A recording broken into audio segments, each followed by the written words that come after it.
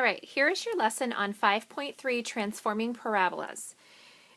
This is going to be very similar to the lesson that we did in the entire unit that we did on absolute value functions. So transforming, remember, from geometry means to move something. And so today's lesson is all about moving parabolas. So we're going to be taking parabolas and we're going to be moving them all over the coordinate board. We're going to talk about how their equation looks different and what that means about moving it and which direction to move it. So the first thing we're going to do is fill in the definition for family of graphs. So a family, remember, is all the different variations there are to the parent function. And so a family is a variation to the parent graph in size and or position.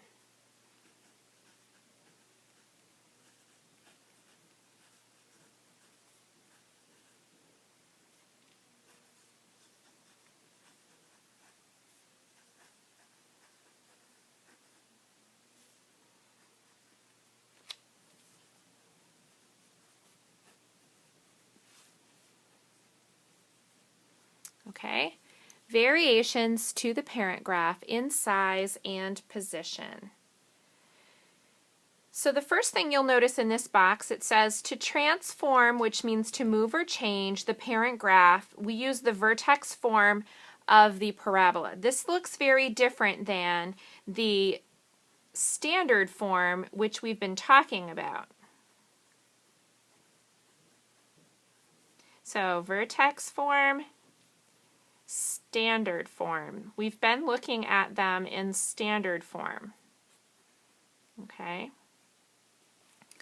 And so you can see that the vertex forms looks very different. It has parentheses, it has a squared term, there are letters inside and outside the parentheses, but this vertex form makes it very easy for us to tell how to transform the graph.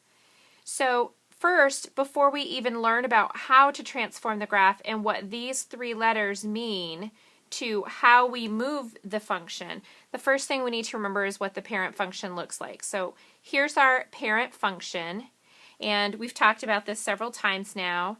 We have the line of symmetry right down the center of the graph, and that would be x equals 0, and the function's vertex is at 0, 0, and it goes up 1, 1, and then 2, 4, and it would keep going from there, and we mirror the points over, and you can see that is our parent function.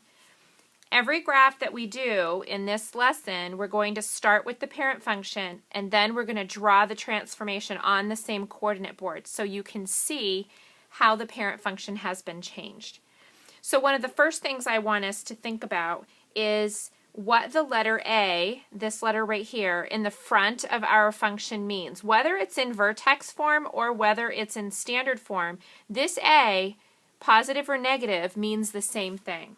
And so here you can see direction. This is what the A tells us. It tells us the direction of the parabola. If A is greater than 0, or in other words, if A is a positive value, the graph will open upward.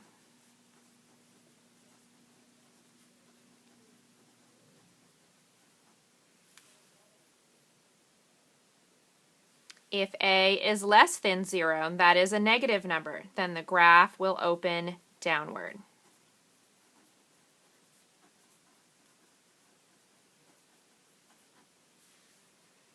And now you can see we have an example of each. So we have when A is 1. So there's nothing in front of this x squared, and remember, whenever there's no actual number greater than 1 there, we just assume it's the positive 1, the silent 1, so to speak. And so this is the parent function. It looks exactly the same as this parent function because nothing has changed. That A in the front just means that it's going to be opening in the upward direction. When you look at this graph off to this side, you can see that now the A value in front of the x squared is a negative 1. That should clue you in immediately when the lead coefficient is negative, whether it's in standard form or whether it's in vertex form. If that lead coefficient is negative, the function will be opening downward. So it looks exactly the same. In other words, it would be like going up 1 and over 1. So we have that sort of corner first box there. And then it goes up to 4, or in this case down to 4. It's exactly the same shape as this one. It's just heading downward instead. Okay, just to verify that, if you put a t-chart in here and we choose the values -2, -1, 0, 1, and 2, just like we usually do when we're getting ready to graph a function. Let's prove that this is going to be exactly the same as if we were to do it over here with this parent function. So we know that with our parent, you're just going to take the number and square it. So -2 squared is 4. So at -2, we're at +4. -1 squared is 1. So at -1, I'm at +1. 0 squared is 0.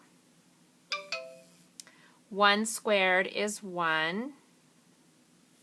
And 2 squared is 4. Okay, so you can see that that's exactly what we need to do. Parent function, 0, 0 is the vertex, goes up 1 over 1, and then up 2, or over 2 and up 4. So it has 1 box and then 3 boxes, and it keeps going and keeps going more drastically each time. Now we come over to this one, and it should look exactly the same, except it should go down. So this is sort of read the opposite of x squared. So you're going to find the squared term first, and then you're going to take the opposite of it. So in other words, put the -2 in here and square it, and then do the opposite. So -2 times -2 is 4, but I want the opposite of 4. I want -4. So at -2, we're down to -4. At -1, I'm going to square it. That's a +1. And then I want the opposite of +1. That's -1. And it's here. 0 squared is 0, and we can't take the opposite of 0 because it does not have a sign. 1 squared is 1, and now I want the opposite, so I want -1. And 2 squared is 4, and I want the opposite, so -4. So you can see these numbers are the same. The only difference is this is the negative version of this. So positive lead coefficient, the function opens upward. Negative lead coefficient, the function opens downward. All right. Before we move on to shape, I would like you to flip the page instead, and we're going to concentrate on vertical and horizontal movement first. We will come back to shape afterward. So here's what I've done for you on the vertical movement. So how do we move our function vertically? So here is what the parent graph should look like if I were to plug it in to the parent graph. Those were the values that I would get out. And so on both of these functions, before I start, I'm going to put the parent graph on here. Okay, so parent graph is at 0, 0, 1, 1, 2, 4. So I'm just going to mirror it over, and I'm going to put my parent function in there.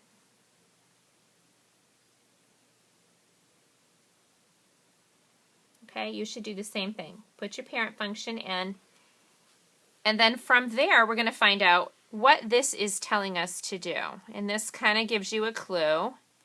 The k is on the outside of the function. If you look back to the first page for a moment, the k is outside this squared part of the equation. It's on the outside, kind of hanging off on the end all by itself. And if you think back to our absolute value functions, when we did absolute value, the plus or minus k on the outside always told us whether we were going up or down. And that's exactly the same for the parabolas. It tells us whether we're going up or down. So we're going to go back to our second page. And this should be telling us, since it's positive, that we're going to be taking this parent function, moving it up 2. So let's find out if that's exactly what happens with our values. -2, plug it into the function and find out what happens. -2 times -2 is +4, and 4 plus 2 is 6. -1 times -1 is 1, and 1 plus 2 is 3. 0 squared is 0, plus 2 is 2.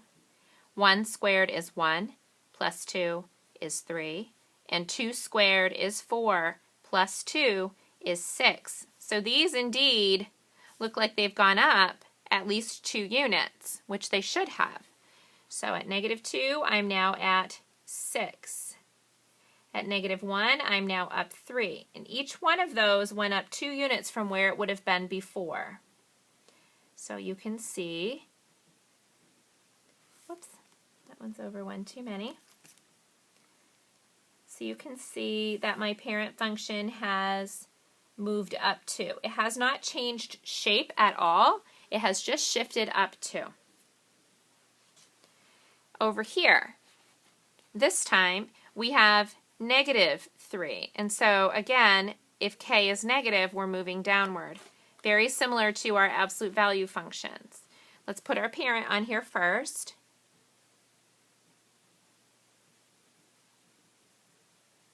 Okay, so this is our parent function. And if we use our t-chart and plug our coordinates in, we will see that this entire function should be shifted down 3. -2 times -2 is +4, and 4 minus 3 is 1. -1 times -1 is a +1, and 1 minus 3 is -2. 0 times 0 is 0. Minus 3 is -3. 1 times 1 is 1, and 1 minus 3 is -2. 2 times 2 is 4. 4 minus 3 is 1. So indeed, these numbers came down 3 units from where they were originally. -2 is now at 1. -1 is at -2. 0 is at -3. 1 is at 2. And 2 is at 1. And so you'll see that the parent function came down 3 units. So vertical movement is controlled by the k on the outside, positive or negative, up or down. Okay? Now we're going to look at the horizontal movement. So remember, horizontal is your left or right. And again, I'm going to call your attention to the absolute value functions. When we had the absolute value functions and the number was on the inside of the absolute value, that told us left or right. And if you'll remember correctly, when it was positive h, we went left. And when it was negative h, we went right. So this was sort of counterintuitive. We had to remember to do the opposite because we were inside the absolute values. Let's find out if that's the case for our parabolas. So this is telling me -h. So h is negative, and when h is negative inside the parentheses, we move to the right. So yes, we are going to indeed do these exactly the same way we did our absolute value functions. Again, let's start by just putting the parent graph on the function and then seeing how it moves. I'm sorry, not on the function, on the graph. And let's see how it's going to move. So this is the parent. And according to this, we should be moving to the right 2 units. So this way 2 units. And since we're going this way 2 units, I'm not going to be testing any of these negative values over here. You can see I've chosen a different set of x values to try. I've chosen values between 0 and 4 because this function is supposed to be moving to the right 2 units. And if that's the case, it's not going to do me a whole lot of good to practice and plug in some of these numbers over here because it's going to be way up here off my graph. I'm really looking to see where these 3 units fall over here because I know it's moving that way 2 units. So I chose these values instead. 0 minus 2 is -2, and -2 squared is 4. 1, plug it in. 1 minus 2 is -3. And, oh no, I'm sorry. 1 minus 2 is -1, and -1 squared is +1. 2 minus 2 is 0. 0 squared is 0. 3 minus 2 is 1. 1 squared is 1. 4 minus 2 is 2. 2 squared is 4. So you can see at 0 I'm at 4. It came over 2 units. At 1 I'm at 1. So this came over 2 units. At 2 I'm at 0. This came over 2 units. And at 3 I'm at 1. That one came over 2 units. And 4 up 4, it came over 2 units. And so here is my new function shifted over to the right 2 units. Okay?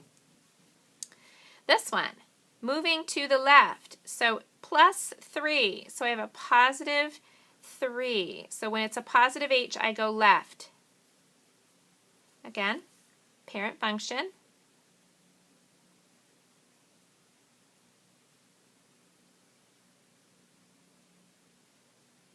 There's our parent function. Okay. And on the parent function, you can see that according to this equation, I've taken my parent function and I've gone left 3. So much like this one, where I knew it was shifting to the right 2, I chose these values in this sort of region that would be somewhere where I think the function would fall.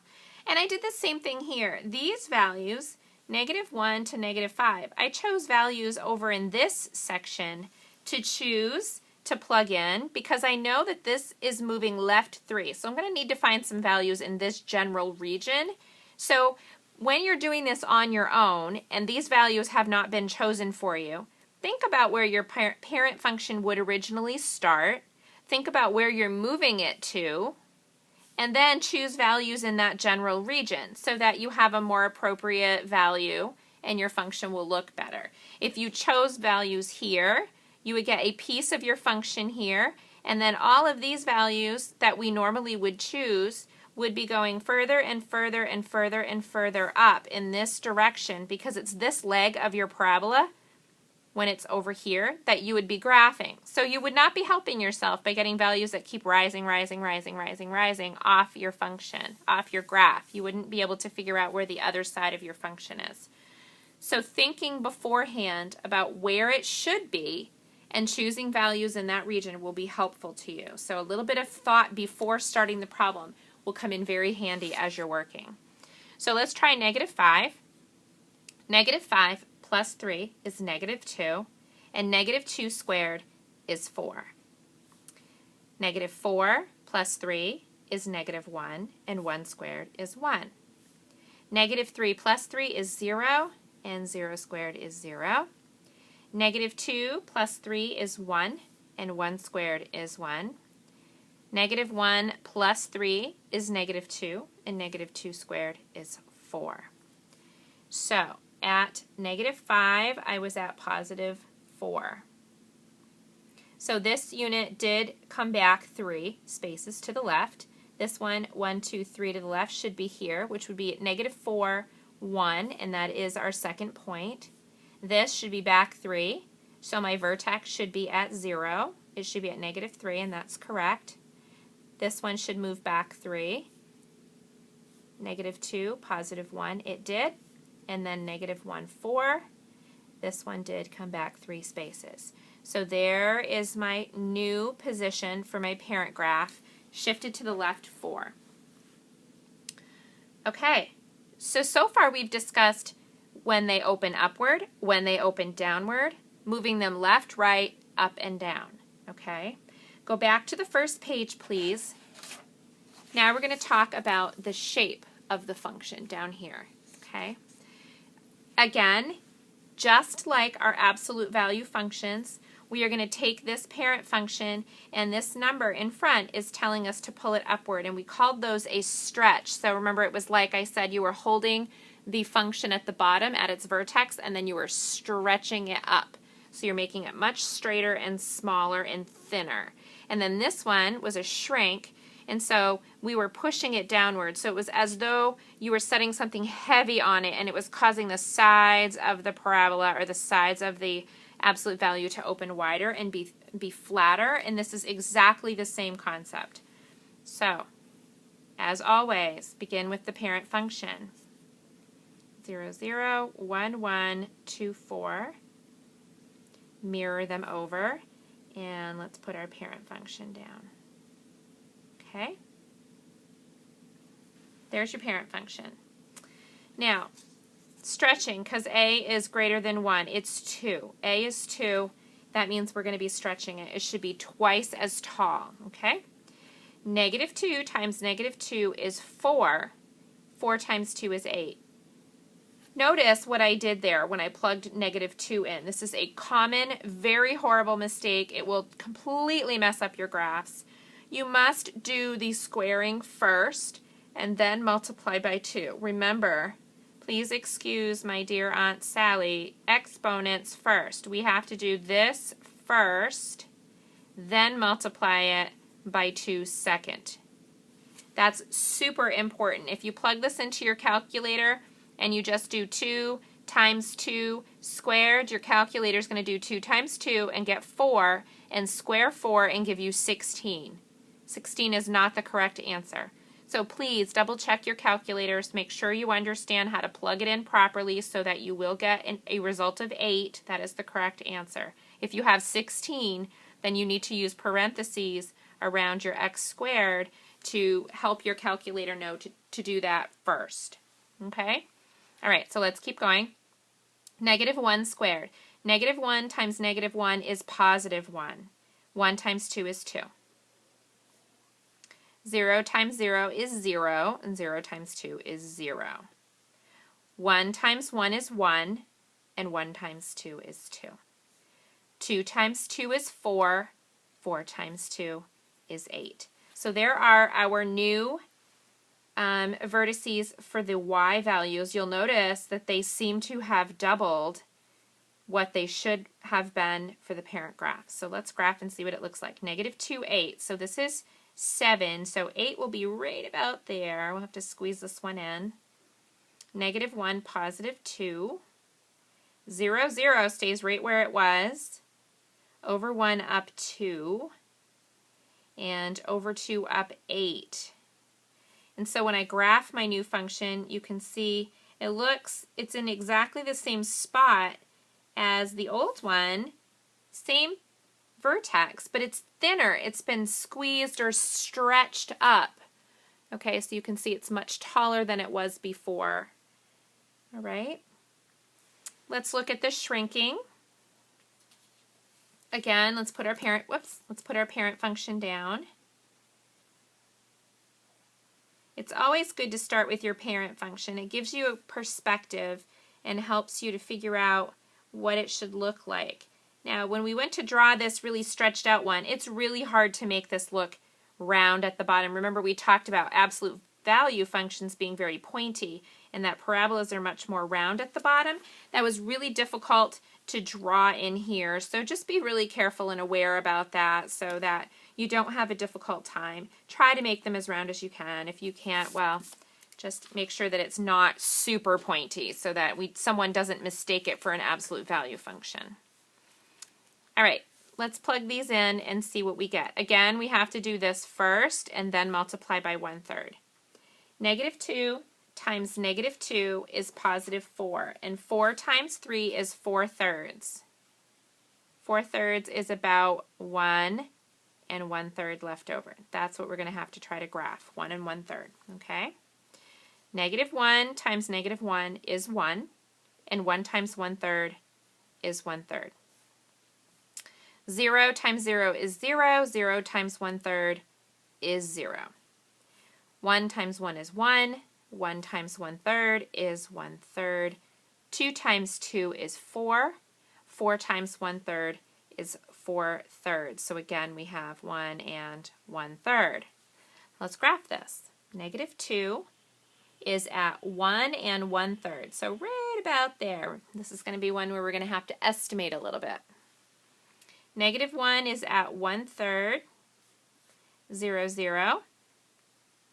1, 1/3, and 2 is at 1 and 1/3. So if I try to draw this and try to make it look round if I can, you can see that we have shrunk down, we've squished down the sides of our parabola and made it look much more flat than it was originally. So we've shrunk it down. We were shrinking, pushing it downward. Okay? So that covers all of the different ways to move the function in its vertex form and what those numbers look like. So let's take a moment on the last page of your notes to review with this graphic organizer. Okay, hopefully this will help us, this graphic organizer. Let's review a little bit. What does A, this number on the outside, in vertex form of our function tell us? A can either be greater than 0 or A could be less than 0. And it has a significant job. It tells us if it's going upward, greater than 0, and if it's going downward, less than 0. So it tells us whether our function is going up or going down. The H inside the parentheses, remember, tells us our horizontal movement. So horizontal movement, if it's negative H, then we go to the right. And if it's positive H, we go to the left. So that one is very counterintuitive, okay? It kind of goes backwards to what you would think. So you have to be aware of that. K on the outside of the function tells us our vertical movement. If K is positive, we go up, and if K is negative, we move down. So that summarizes everything that we've talked about in our lesson today. So onward and upward, ready for homework.